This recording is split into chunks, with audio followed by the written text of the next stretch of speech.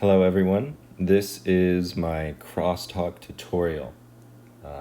Basically an explanation of the methodology that I have developed in terms of scheduling crosstalk calls very efficiently, very effectively, always having your schedule booked with people to do crosstalk with.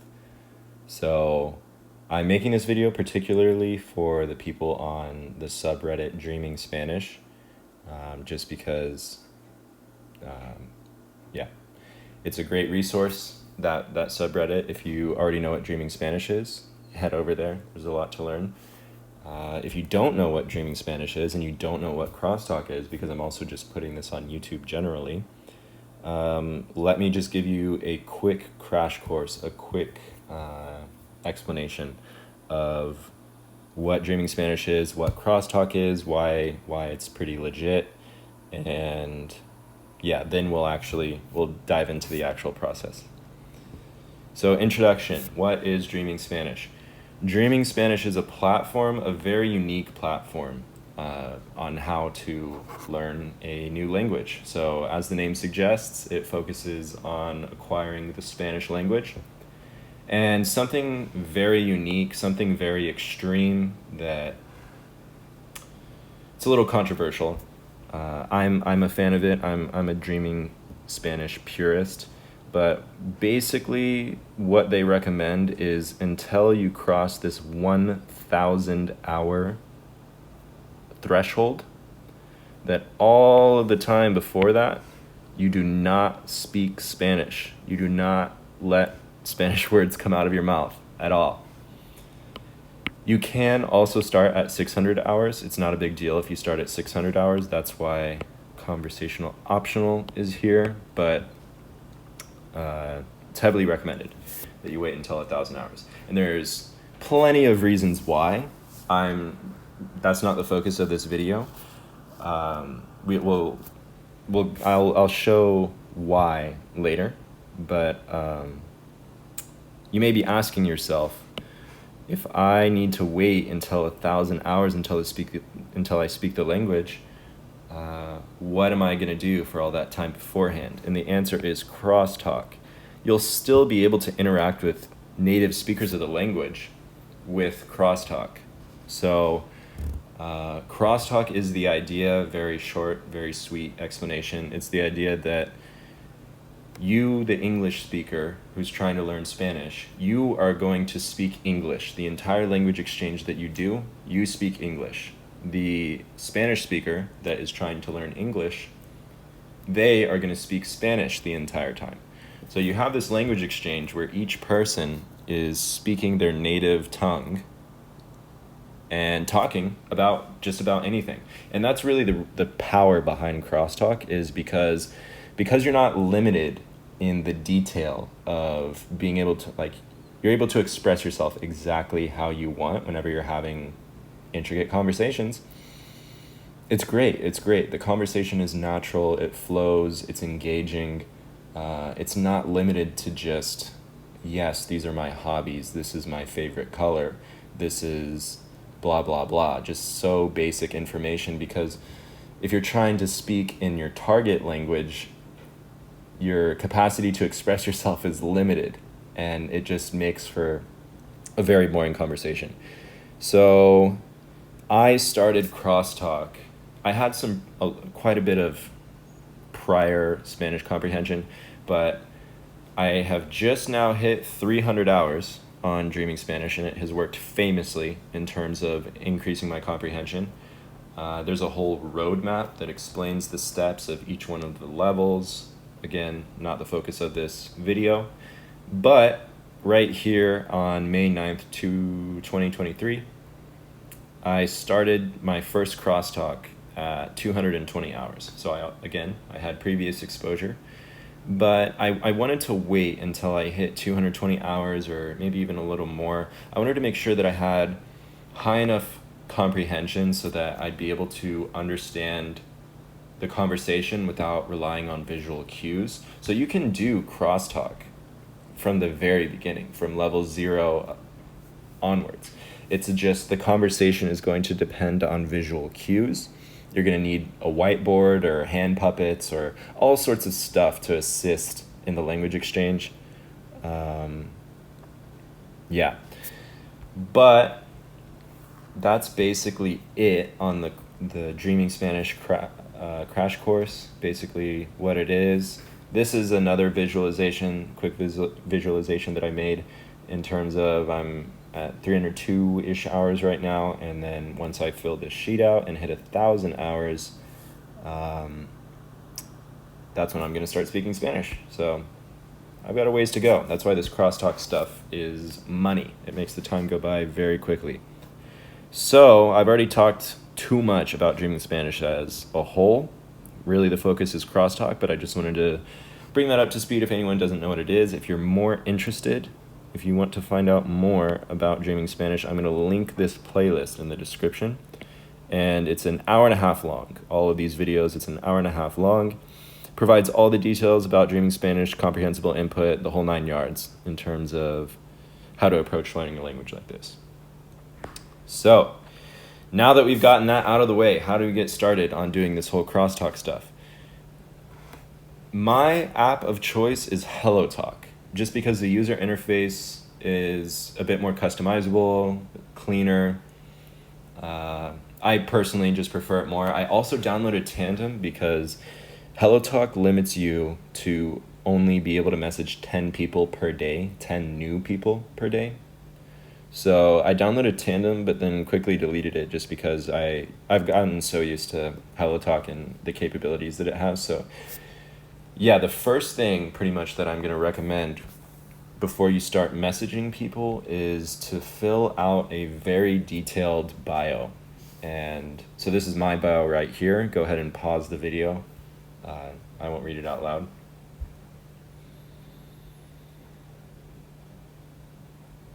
Okay, great. Now that you've read that, I also have this little audio clip up here. And the reason why is because oftentimes people will say, oh, well, like if you're an intermediate Spanish learner, like, come on, let's speak some Spanish. I want to at least see like what you're capable of. And I would entertain people sometimes. I would send them an audio clip or two, but I realized I was doing that more times than I was comfortable with. So instead I just put an audio clip on my profile so that for those who ask, I can satisfy their hunger with that audio clip without constantly breaking the rule of speaking Spanish before that 1,000 hour mark. Another thing about HelloTalk is you need to receive 5 messages from whoever you're talking to before you can send a link to them, like a YouTube link or anything else. So the way that I circumnavigated that is you can post moments basically on HelloTalk. It's like a little social wall. And I posted on my moments a link to Crosstalk. So that is very useful whenever showing people about Crosstalk when you first start messaging them. So let's talk about that when you first start messaging them. Another thing that I recommend is going to your privacy settings and turning this switch off. And what that does, it makes you invisible to people that are searching for partners. So like slightly selfish, but it's pretty much 100% guaranteed that when you have this switch turned on and people are reaching out to you, they are not reaching out to you for crosstalk. So I just turn that off for efficiency and also to keep my chat nice and clean. It's only people that I have reached out to. So that's step 1. Step 2 is when you're going to your connect settings, there's little filters. So this starts out at beginner over here, but you can drag this scale over so that you only show people that are in between intermediate and proficient, like basically fluent. So that's very useful because it filters out all the beginners. It filters out all the people that are not going to have a high enough comprehension to do audio only crosstalk. So I find that tool insanely useful. Tandem has 3 levels of proficiency when you specify. HelloTalk has 5, so that gives a little more resolution in terms of finding people that are at a high enough level to do crosstalk. There is also such a thing as someone who has too high of a level for crosstalk. I've now run into two people, and healthy direct communication, but they basically said like, hey, my English comprehension is pretty damn high. Like, I can watch movies, no problem. I've lived in the US for a couple of years. Like, I'm not really getting anything out of this, just listening to English and me speaking Spanish. Like, I'm really on here to speak English and practice that. And if that happens, like, that's how it goes. Simple as that. There's like a nice sweet spot pretty much right here of people that can definitely understand you when you speak English and you speak very clearly, but they just don't know everything. So a combination of already showing them the Crosstalk link, the YouTube link of Pablo talking, in addition to sending some audio messages kind of talking about it and then getting into a call, there's a sweet spot where I found like quite a bit of people that are really, really into it. So another thing that I really like is you can choose the country that you're specifically looking for. So my girlfriend is from Colombia and my uncle has lived in Colombia for quite some time. So lots of ties to that country, that accent, that's the accent that I'm interested in. So in terms of the crosstalk that I'm going to be doing for the next substantial period of time, I may as well be getting accustomed to those sounds, getting used to all sorts of dialects of Colombia. So I really like that. And this is the message that I send out. I spam this message to so many people. But these are the first two messages that I send out when I message someone. I get on topic right away. There's really no point in messaging someone back and forth, and then proposing the idea of crosstalk. My view is either their mind is open to the idea or they think that it is a waste of time, and the sooner that you get to that path, that fork in the road, the better. There's really no point in buttering someone up and kind of trapping them in conversation and then saying like, hey, let's try crosstalk, because people truly are, it's rare. We'll get to the percentages later. So yeah, that's the message that I just spam nonstop. And let's take a look at that spamming. So you'll notice the flags. All these people are from Colombia.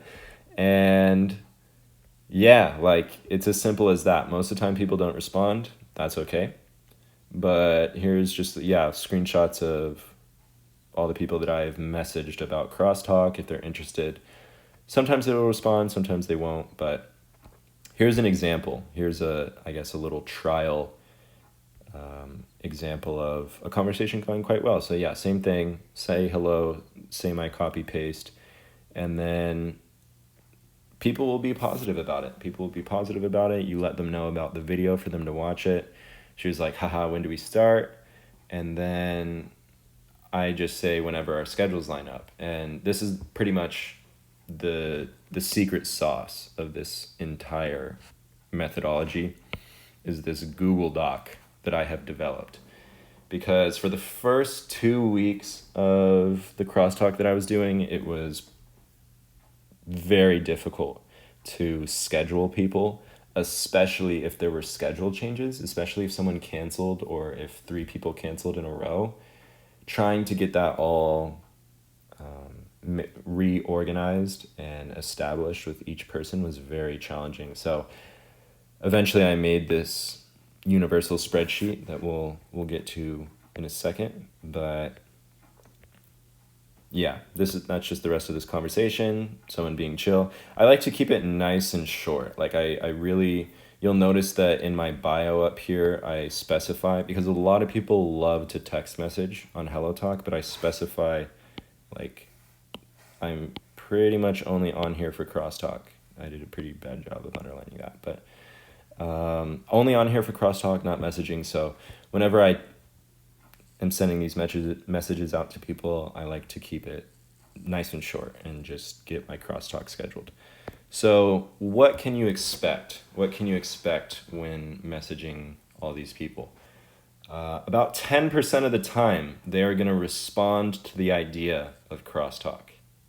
The other 90%, they're just going to leave you unread. It's as simple as that. So that's why I basically say it at the very beginning. Out of the 10% that respond to the idea of crosstalk, 30% of the time, they are going to actually schedule a call with you. They'll say, yeah, that sounds great. Let's do it Wednesday at 5:10 p.m. Something like that. And then out of the people that I guess are being nice or interested, like there will still be times where you'll schedule a call and then they just won't show up. So that happens too. So there's quite a bit of filtering that goes down this tree here until you actually hop on a crosstalk call, which is why I recommend shamelessly just reaching out, messaging people. They leave you on red off the very beginning and you waste 5 seconds of their time from sending that message to them, or they respond and then there's a small chance that you'll end up getting a crosstalk partner out of that. But once you kind of get into the rhythm of things, it's not bad at all. So yeah, let's talk about that Google Sheet. The beauty of Google Sheets, first of all, let's highlight the pros. So it provides insane flexibility, absolutely insane flexibility. My schedule pretty much changes on a weekly basis, so it's very useful just to play things on the fly. Whenever a schedule change happens, whenever someone says, I can't make this day, or maybe something happens on your end where you can't make it, it is absolutely cake to reorganize the schedule, get everything going. And lastly, just it's a very nice overview of seeing all of the calls that you have on a weekly basis. The way that I was doing it before was just writing down names and times on a bullet point list. So this kind of calendar schedule view works much better. So the moment that we've all been waiting for, how about we hop over to the Google Sheets app and talk about this crosstalk. So here, today is Monday, June 26th, and you can see that reflected on this little calendar. This is the Google Doc that I send out to people when I am messaging them, trying to find out.